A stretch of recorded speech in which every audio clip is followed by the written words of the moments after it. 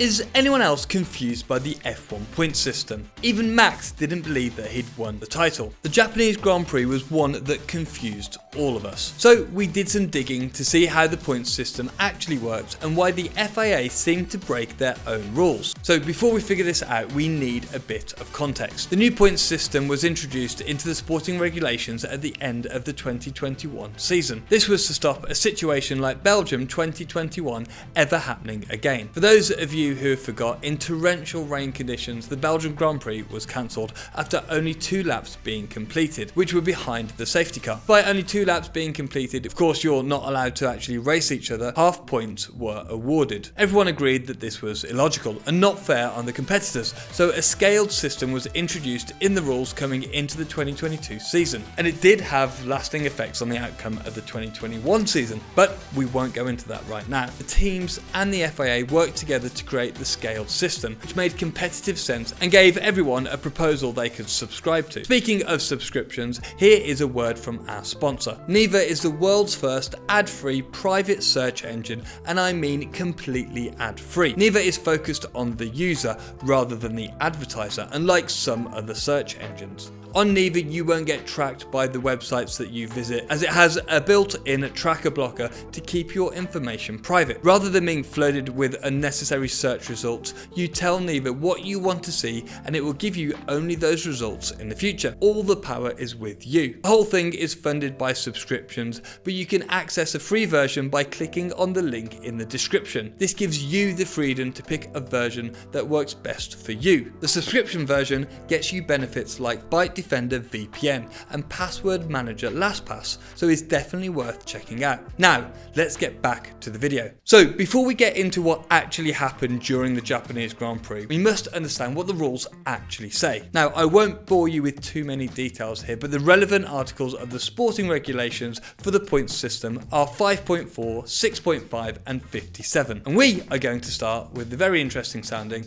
Article 57. This lays out in what situations a race can be suspended. It states that if competitors or officials are placed in immediate physical danger by cars running on track and the clerk of the course deems circumstances are such that the track cannot be negotiated safely, even behind the safety car, the sprint session or the race will be suspended. This gives the clerk of the course, FIA race directors in this case, the power to suspend a race. The next key article is Article 5.4, which informs on how long a full F1 race should be in distance, which is a minimum of 305 kilometers, but also gives a time limit on the event. It says that should 2 hours elapse before the scheduled race distance is completed, the leader will be shown the end of session signal when he crosses the control line at the end of the lap following the lap which the 2-hour time period ended, provided this does not result in the scheduled number of laps being exceeded. This translates as once the red lights go out, the race starts, and it has 2 hours to be completed in the event the full amount of laps haven't been completed without any suspension in between, and this is very important. The article also gives guidance on the time duration of a race in the event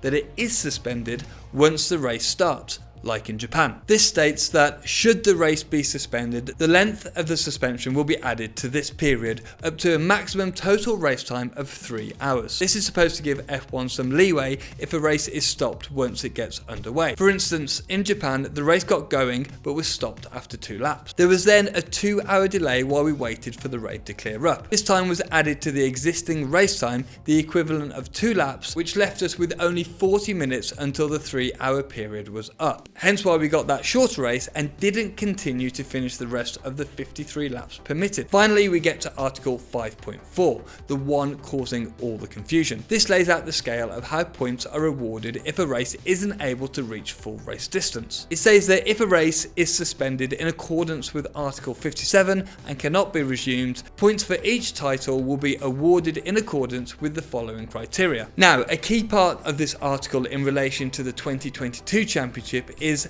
and cannot be resumed, but we're going to talk about that a little bit later. As the table and article shows, the points are portioned out on a scale depending on how much of the race got completed in 25% sections. The rules define the sections in terms of race distance rather than time elapsed. Another mysteriously key point: but I'll talk about that again a little bit later. Now to Japan and what caused the confusion. Going into the weekend, Max Verstappen sat on 341 points, Charles Leclerc on 237 and Sergio Perez on 235. Max had an advantage of 104 points, but he would need to leave Japan with a lead of 112 points to take the title. With only 28 of the 53 laps completed, which amounts to 52.8% of the total race distance, the teams interpreted this as meaning the points would be awarded from column 3 of our trusty table, between 50 and 75% of the race distance. This would give Verstappen 19 points, Perez 14 points and Leclerc 12. Max would have a championship score of 360, with both Perez and Leclerc on 249, resulting in a lead of 111, and not enough to take the title. Red Bull confirmed that this was their thinking as they discussed pitting Max late on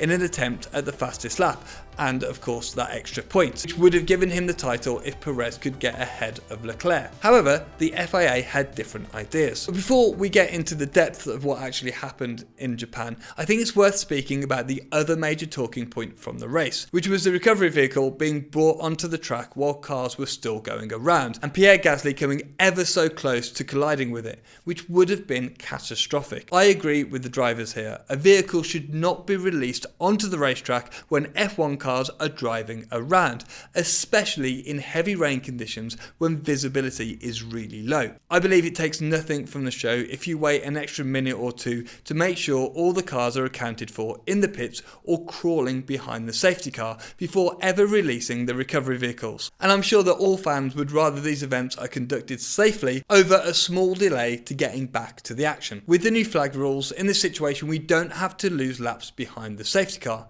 so these processes really don't need to be rushed. Hearing that Sebastian Vettel raised the issue of recovery vehicles entering the track too early in the driver's briefing, and it being at the site of Bianchi's tragic incident in 2014, this is not a good look for the FIA, and something that is rightly being investigated. So finally, what actually happened with the points in Japan?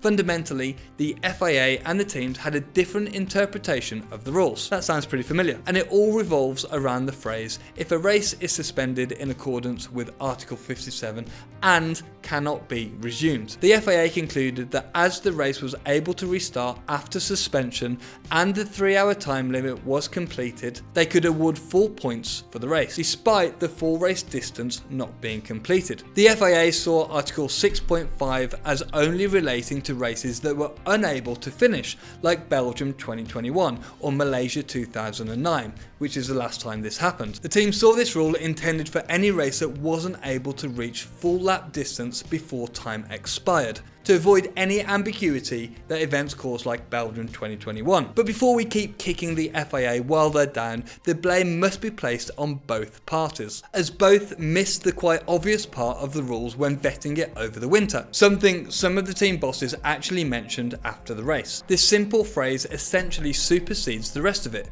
making the new addition to the rule obsolete, as it doesn't include anything on races that can be restarted and finished. I know it's all very confusing. If you want to be confused by other parts of the F1 world, check out our video on Pirelli's new tyres that make no sense. Thanks for watching, and I'll see you soon.